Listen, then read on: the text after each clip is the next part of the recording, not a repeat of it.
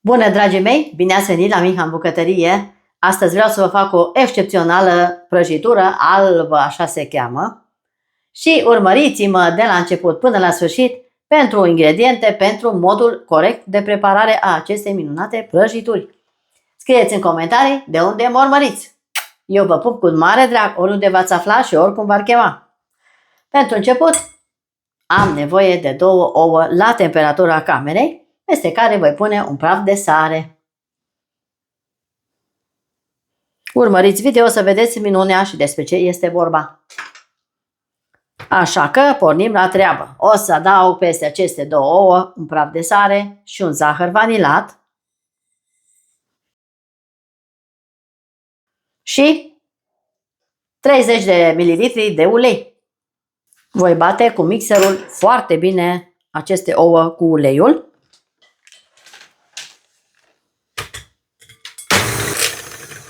Acum adaug treptat 120 de grame de zahăr tos și amestec în continuare. Am obținut o spumă așa mai groasă de ouă cu uleiul și toate celelalte. Voi adăuga 30 de ml de apă, apă minerală, puneți de care doriți, 30 de lapte și voi amesteca.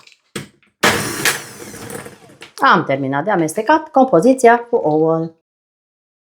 Acum aici, cel mai important lucru, avem 600 de grame de iaurt grecesc, peste care voi adăuga griș. Pun grișul peste iaurt. Acum voi adăuga 120 de grame de nucă de cocos. Pun peste iaurt, toate împreună. Acum încerc să le amestec așa prima dată, după care o să mixez puțin toate ingredientele. La viteză mică. Voi adăuga imediat și compoziția de ouă, dar întâi iau de pe margine cocosul pentru a amesteca și mai bine. Am făcut o cremă așa groasă. Acum adaug ouăle, amestecând la viteză mică până le încorporez. Voi curăța puțin și vasul. Acum foarte bine încorporez toate ingredientele. Am încorporat toate ingredientele. Am pregătit o tavă 20 pe 30, unsă foarte puțin, tapetată cu hârtie de copt. Cuptorul încins la 180 de grade Celsius și o să torn această compoziție. Uitați aici cum trebuie să arate de fapt. Așa. Să curgă. Trebuie foarte bine amestecatele ouăle cu uleiul și zahărul. Să se topească zahărul. Voi pune în această tavă și o să vă spun cât stă la mine în cuptor. Am golit. Acum voi nivela peste tot să fie la fel.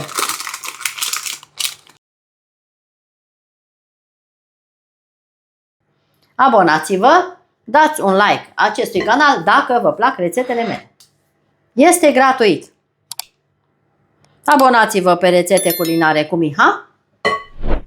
Cine dorește poate să intre în comunitatea miha.de pe Facebook. Veniți cu poze, veniți cu idei, fiecare cu ce dorește. Este totul gratuit la mine. Este la pachet. Așa arată, iar acum o voi da la cuptor și revin imediat și cu crema. Ne vedem în curând. Dragii mei, urmează să fac crema. Și am 550 de ml de lapte rece. O să pun o parte în oală, la foc mediu, iar cealaltă parte o voi amesteca cu amidon. O să golesc aici amidonul.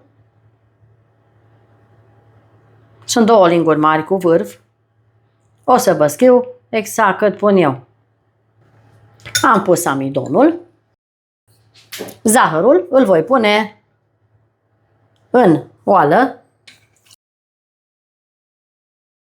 până se fierbe laptele, numai bine se topește și zahărul și las așa să fiarbă. Până atunci eu amestec amidonul cu laptele rece până când dizolv bine amidonul. După care îl voi turna în această cratiță. Am amestecat bine. Acum voi pune o esență de vanilie direct în laptele care deja fierbe și voi turna compoziția cu amidon și voi amesteca până fac o cremă groasă. Laptele deja fierbe. Voi amesteca în continuu pentru a nu se prinde de fundul oalei. Crema mea este aproape gata. Am oprit focul și mai amestec încă puțin. Acum o să golesc această cremă într-un bol pentru a se răci mai repede. O acopăr cu o folie și o las răcit la temperatura camerei. Așa arată crema mea.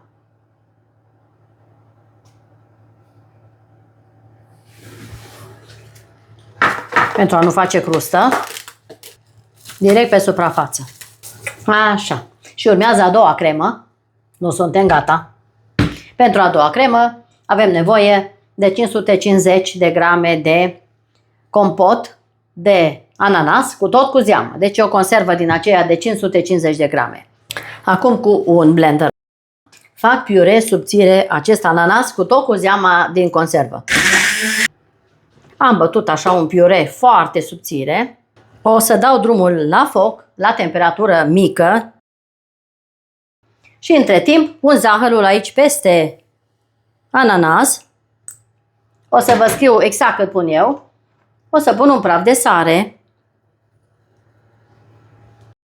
Iar acum aici am 50 de ml de apă rece și o lingură de amidon de porumb. Voi amesteca foarte bine amidonul cu apa până se dizolvă bine, după care îl voi turna direct în cratiță. Pentru a face o cremă deosebit de delicioasă. Am amestecat, iar acum torn direct aici și las să fiarbă împreună cu ananasul și zahărul. Și așa amestec la foc mic pentru a nu se prinde de fundul cratiței. Este în premieră. Este o prăjitură nouă pentru dumneavoastră. Crema mea este gata imediat. Încă puțin. Oprim focul și o voi goli și pe ea într-un bol curat. Și așa arată crema mea de ananas de astăzi. Este grozav de bună. Golesc crema mea într-un bol și o voi acoperi, o voi lăsa la rece, la temperatura camerei să ajungă și ea. Până atunci, dumneavoastră, apăsați clopoțelul pentru a primi notificări la timp cu tot ceea ce fac eu zilnic la mine în bucătărie. Mulțumesc frumos, totul este gratuit pentru dumneavoastră. Aceasta este crema mea delicioasă de ananas. O acopăr și la rece. Ca și cealaltă. Procedăm la fel. Punem direct pe suprafața cremei. Așa? Și acum la rece. Și ne vedem imediat și cu blatul. Trebuie să vedeți și cum arată blatul. Dragi prieteni, blatul meu este gata. Așa arată blatul meu din cocos și toate celelalte ingrediente. O să scot din tavă. Să pun pe masă. Și o să-l pun așa pe un fund din acesta pentru a se răci foarte bine. Acum o să las blatul meu să se răcească absolut complet la temperatura camerei, fără să-l tai. Așa îl voi folosi, așa întreg. Revin imediat și cu cremele. Nu am terminat cu crema, mai avem încă ceva de făcut. Dragilor, blatul meu s-a răcit. Aici am pregătit în jur de 300 de ml de lapte cald. Aici am 500 de grame de mascarpone, deci o cutie întreagă. Aici am crema fiartă și răcită. Aici am 50 de grame de unt pe care îl voi mixa foarte bine. Fără zahăr, avem crema dulce. Doar atât cât să-l încorporez. Am amestecat bine untul. Acum voi pune Prin această cremă și eu încorporez cu untul. Prima dată o voi amesteca.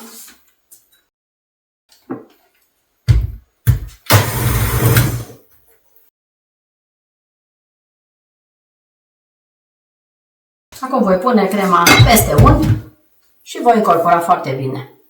Acum incorporez bine untul cu crema aceasta fiartă. Crema arată excelent și vă garantez că este extraordinar de gustoasă. Acum amestec mascarponele și voi adăuga din această cremă peste mascarpone. Uitați aici cât de frumos și de bine arată crema mea fiartă.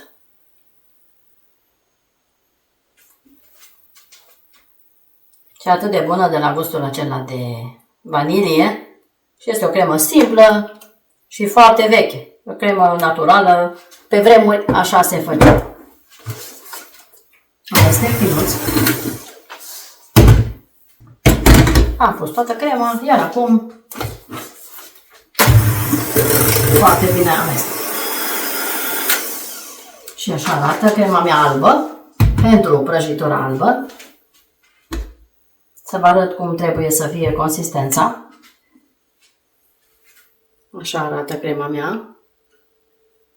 Acum o voi da deoparte. Iar aici am 10 grame de gelatină, peste care voi turna 50 de mililitri de apă rece.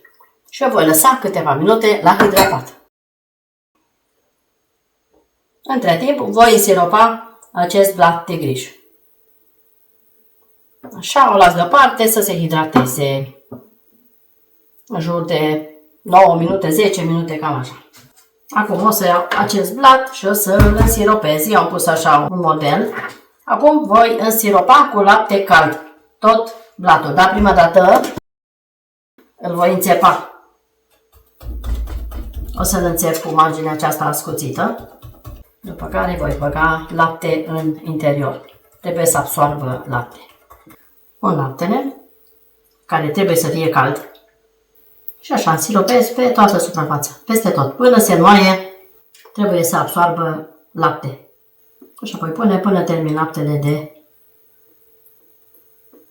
pus peste prăjitura mea. Am însiropat blatul, așa. Aici am crema aceea din ananas pe care ați văzut-o. O să dau folia în jos. Și eu voi amesteca puțin cu mixerul.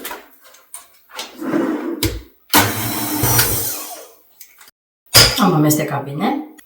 Acum voi pune această cremă peste blatul meu de aici și voi nivela pe toată suprafața. Am nivelat frumos.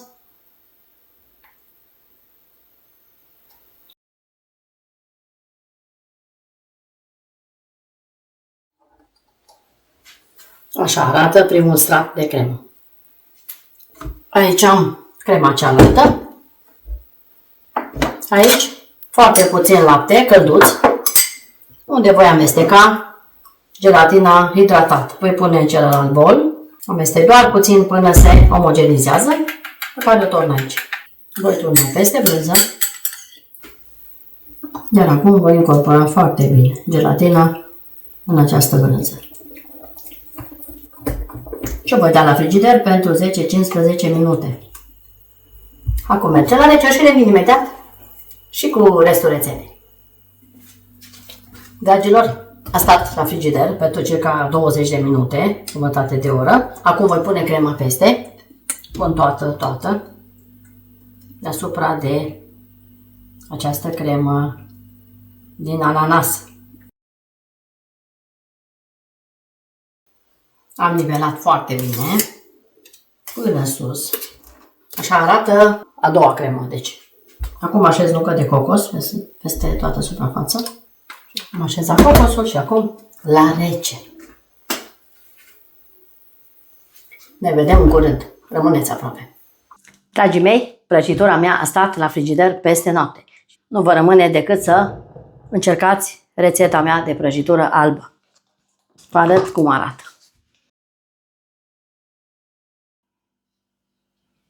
extraordinar de delicioasă. Perfectă. Dacă aveți gusturile mele, încercați. Dacă nu, mergeți mai departe. Nu mă supăr deloc. Merită încercată. Aici am și o felie. Așa arată o minunată felie. Am tăiat-o ca să vedeți. Crema de ananas, crema deasupra cu mascarponele și acest blat foarte fain din griș, cocos și așa mai departe. Acum am să gust să vă spun și cum este această minunată rețetă. Uitați aici cât de frumos se taie. Și este un deliciu.